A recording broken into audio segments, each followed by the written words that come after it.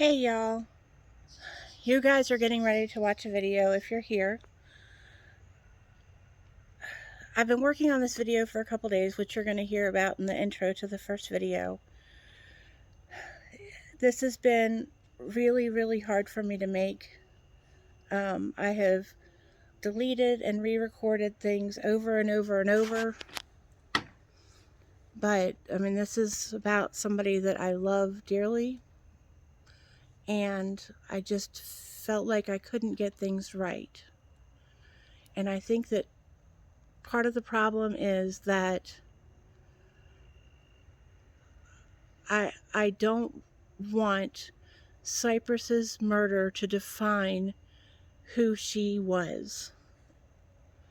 So I have decided to make two videos and separate them.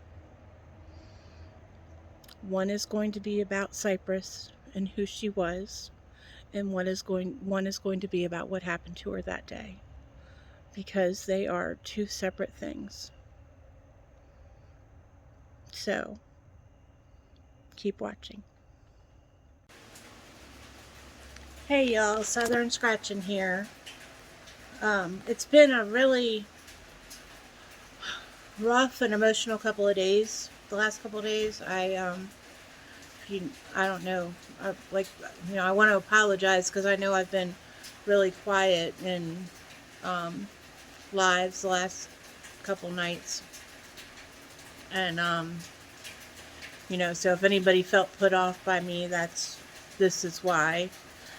I put on my Frenchie's Clearwater Beach t-shirt because that's home to us, or to me, and that anytime home, that brings you comfort, and I felt like I needed that extra boost this morning.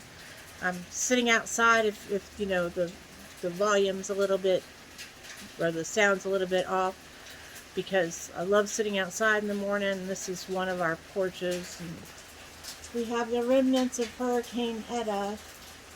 Excuse that door. We had to replace everything. We just bought the house last August, and we had to replace everything. That's going to become Clemson stuff. But my husband built it right off of our sunroom, which is right there. So it's nice. And this part is covered. So anyway, enough about all of that stuff. So I've said in the end of the Detroit Scratchers live that I had found out that they had just made an arrest in our daughter's murder. And then right after that, I went to, I think, Bo's thing and had mentioned it, but I was, very quiet about it because I was crying and, just emotional and just wasn't talking much. And then yesterday morning, they released the 911 call, and the 911 call was made by the person that had killed her, and we knew all along that that was who had done it. But I wanted to clarify what I'm saying when I say my daughter. But the first thing that I'm going to do, and this is going to be edited, I'm going to be, stopping and starting the video, and this is going to be a long video, and Cypress deserves a long video. So I don't apologize for it being long at all. And I will also say that I have tried all day yesterday and the night before, tried to record bits and pieces of this. And I feel like I just never get it out right. I never get it out so that it's enough for her, because nothing is enough for her.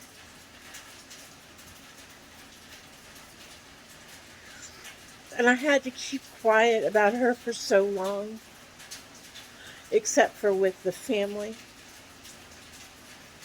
because we couldn't have anything out.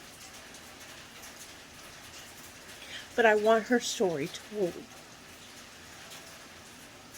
one of the things that we have said from the beginning is that Cypress needs to live on, and that Cypress's name needs to not be forgotten. And I can finally do my part in making sure that that does not happen. So the first thing I'm going to do is I'm going to stop the video right here. And I'm going to show you pictures. Not stop the video, I'm going to stop it on my end. But I'm going to throw in pictures right here. And then I'll be back. Now is my time to shine. When your time comes, don't postpone it. When others doubt it out, you don't condone it. Truth be told, yourself is your toughest opponent.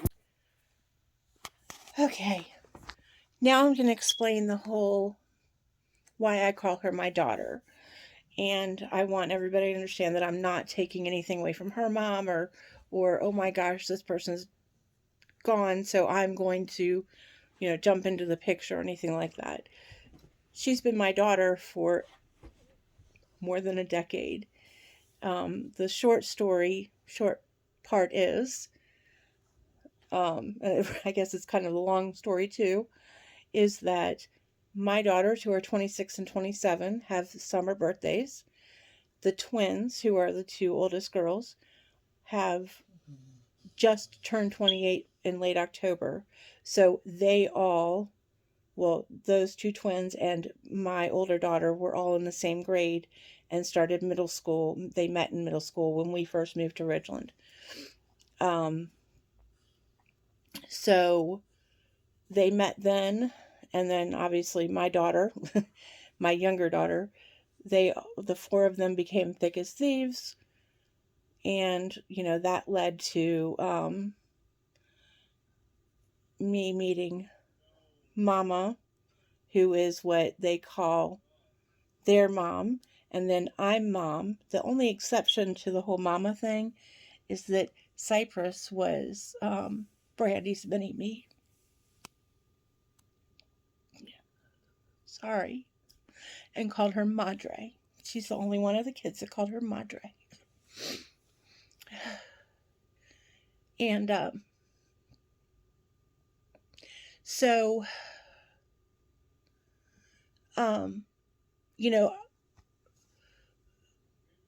Brandy and I have been there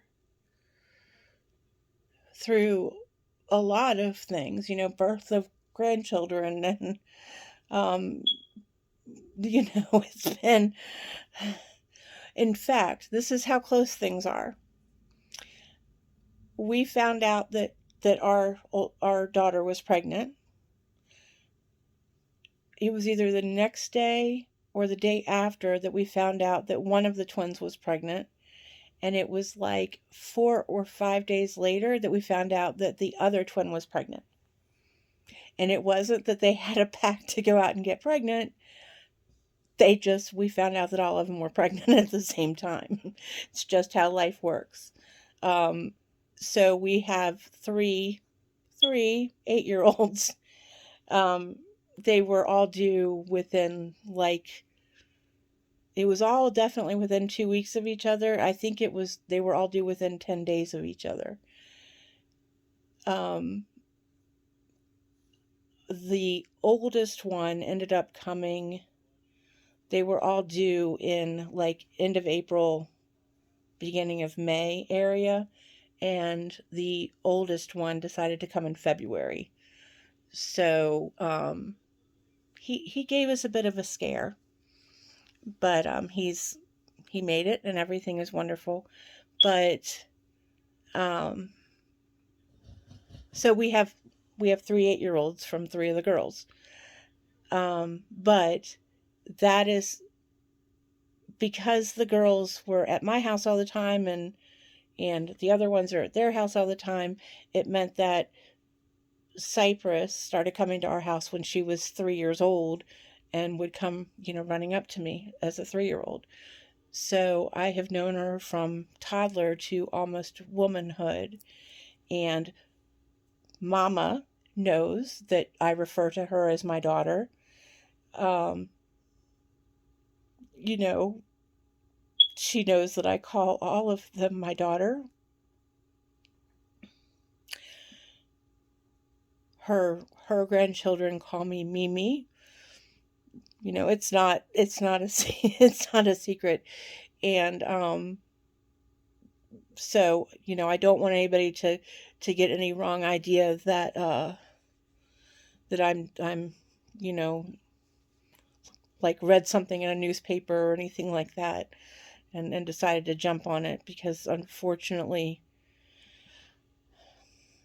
that isn't the case. Because I, you know, as much as I would not wish this on anybody, I wish that it was not happening to us and was not somebody that was, I wish that it was not affecting people that I cared about.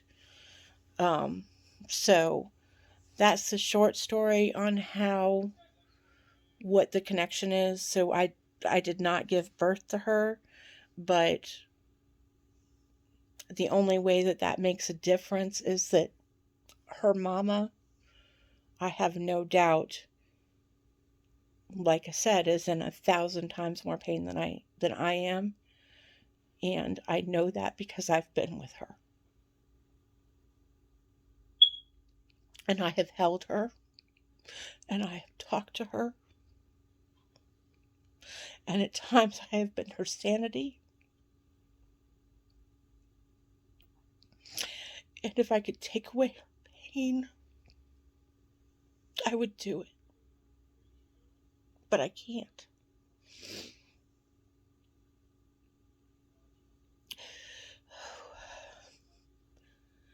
And, you know, the thing about being a Christian is that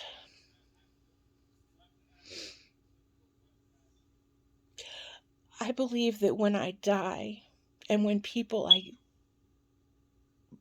care about die, they go to a place where there isn't pain.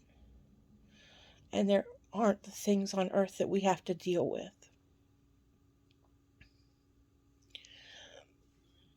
Excuse me, I'm still getting over this stuff. But, so my tears are not for Cypress, except for what she went through. My tears are for, and my tears are always for, the ones that are left behind, and the pain that's left behind for everybody that's still here, and the lost memories that aren't going to happen. Because those are what hurt.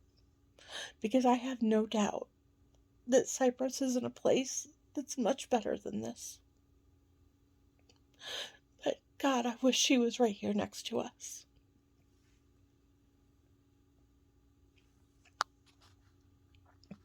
So, that is the connection. When I say my daughter and when I say my God-given daughter, that's what I mean. Because I believe, honestly, that God brought those girls into our life. And God kept them in our lives to bless us. And I hope and I believe that we have blessed them also. You know, I mean, I know my girls still talk to them. I mean, it's just, they're family. I mean, they're, like I said, they call each other sissy, and it's just, they're family. So I wanted to make sure everybody understood that it wasn't just that, you know, I read some name in a newspaper, or it's just some casual acquaintance or somebody that my girls knew 10 years ago or anything like that. I mean, I did not give birth to her, but she's mine. And she was laying on my floor a few weeks before she died. And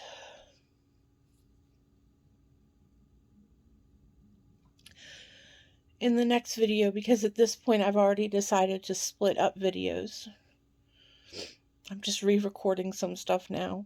But in the next video, you'll hear about that last day. So, at any rate, I just wanted to make sure that the record, I want clarity. I wanted the clarity out there because of what I had said. So that's that. Now is my time to shine. When your time comes, don't postpone it. When others doubt and out, you don't condone it. Truth be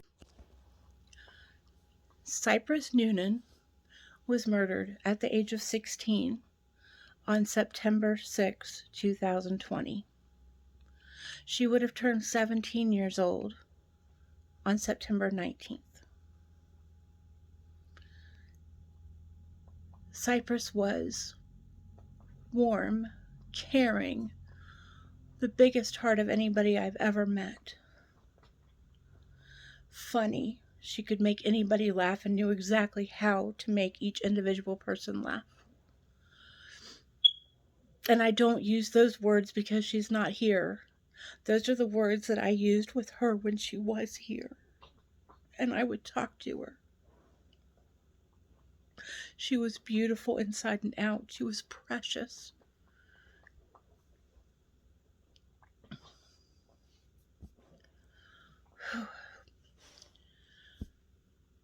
She was a daughter, a sister, an aunt, and a friend to many, many people. I used to joke with her and tell her she was the baby whisperer. Because her sisters are older, she babysat for them a lot, because they were working. And so she was very, very involved in the raising of her nieces and nephews. And was very, very close with all of them. And, the pictures that I'm going to share are not going to include any of them. But God, I wish I could. Because, maybe one day I'll make another video because I'm allowed to share them. But I don't feel comfortable in this arena sharing that video. Maybe I'll do it on my personal account where, I don't have so many subscribers. But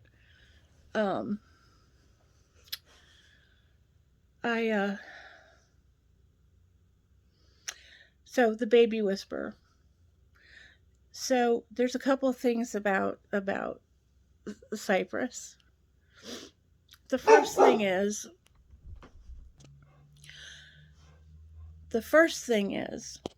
when Cypress would come in, you would get these huge Cypress hugs, and these hugs came straight from her heart, like no other hug I've ever gotten. Had to pause it because of the dog. So these hugs were like no other. I mean, they came straight from her heart, and I don't know how to explain that in words, except that, she did the normal one-armed hug sometimes, but the hug that you got when you first saw her was the whole two-armed, warm, enveloping,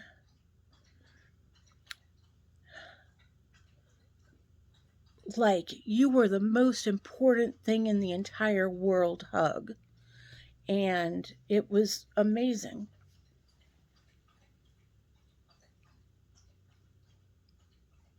And I wish I could capture the last one that I got. I remember it very clearly. But I wish I had known that was going to be the last one. But anyway, so when you first saw her, you would always get that hug. Unless there was an arm baby. And if you haven't heard the term arm baby, and I didn't hear it until I moved down to this area, but an arm baby is one that's not crawling yet. It's one that you have to carry around.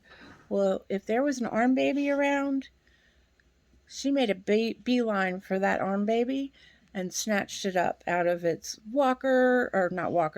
swing or whatever it was in. She snatched it up. She would go get it up out of the crib if she had to. She was getting that baby. And, you know, you never cared if she got it out of the crib because she was going to take care of it the whole time anyway. You know, she loved her some babies. And, you know, she told me a couple times that the biggest thing that she wanted in life was to be a mom and have a family. And she would have made an amazing mom. I have no doubt in my mind. But once she had the baby in her arms, then she would come back around and she would give hugs. But that arm baby was going in her arms. So if there wasn't an arm baby, then she was still playing with all of the babies and everything, you know, the toddlers. But if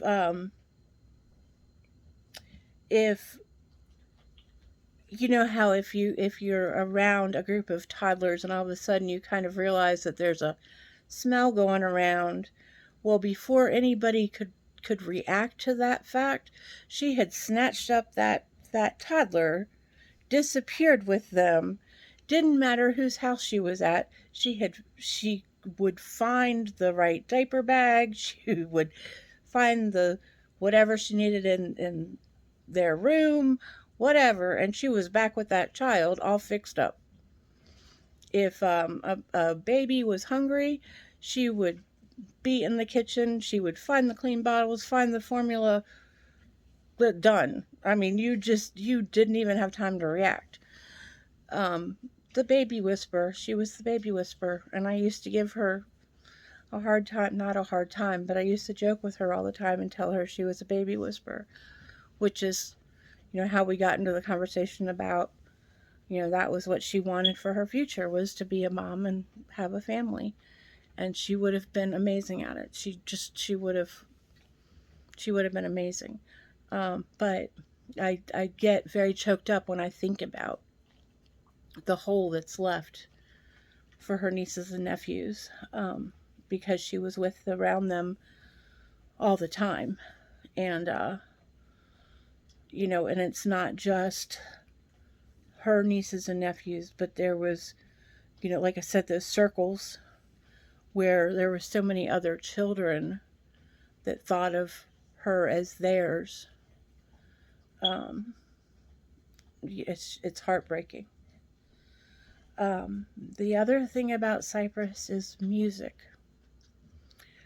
You know, a lot of teenagers love music, but with Cypress it was different. It spoke to her soul. And it was her thing. It was just, again, there aren't words to explain it. But, you know, I mean, I've raised 3 teenagers and I'm on my 4th teenager now. Not to mention the fact that I've been through those other 2, the twins. They were ours. And,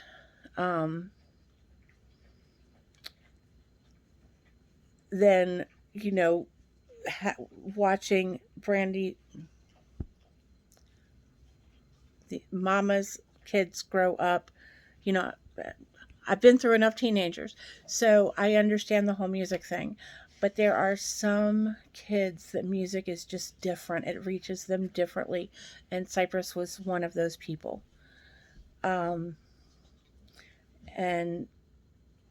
it, you know, when she would put up a Facebook post with lyrics, or put up a Snapchat or an Instagram, or, you know, anything like that with something, you knew that it was more than just, you know, an idle thing. It was a lot more powerful. My last memory of Cypress, you know, because we now live 45 minutes away from everybody, instead of being 2 or 5 minutes down the road like we were, was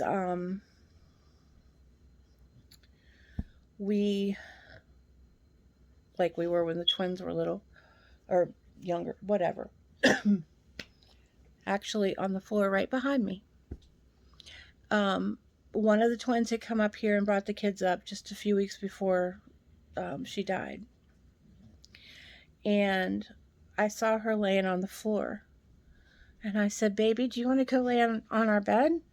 And she said, "No, Mom, I'm fine." She was laying there with Tiger and Opal, our dogs. And I was like, okay. And cause she also loved animals. Cats were her thing. She loved cats, but she was okay with the dogs too. Um, and I was like, okay. Because Cypress also, kind of didn't want to be a bother either. And I pushed a couple times, not pushed, but I was like, "Are you really sure? It's okay. You can go in there and lay down. It's fine, sweetie." And she's like, "No, I'm fine." And she had one on one side of her and one on the other, and she had her arm around our bulldog and had her headphones in, and was just chilling out. So I look over. And she is bopping her head up and down, her feet up and down, and I kind of pat my husband, and he leans over, and then I see Raven walking through. And point to Cypress, and we all start giggling, and she realizes that we're all looking at her and giggling at her, and she in typical Cypress world, she starts doing it even harder, dancing all over the floor. And that's Cypress. And I said, "What are you doing?" And she said, "I'm taking a nap."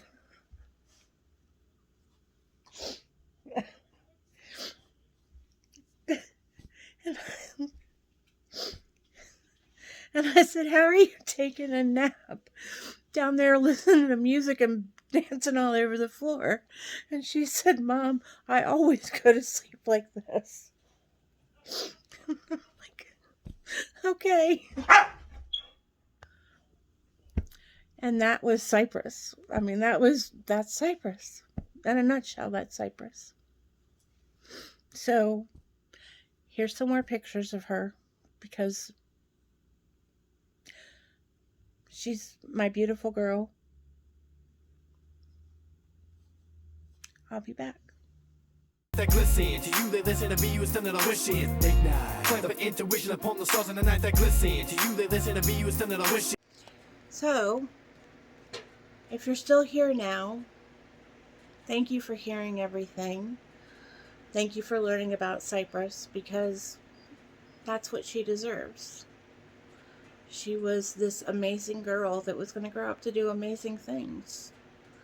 And the world deserves to know that.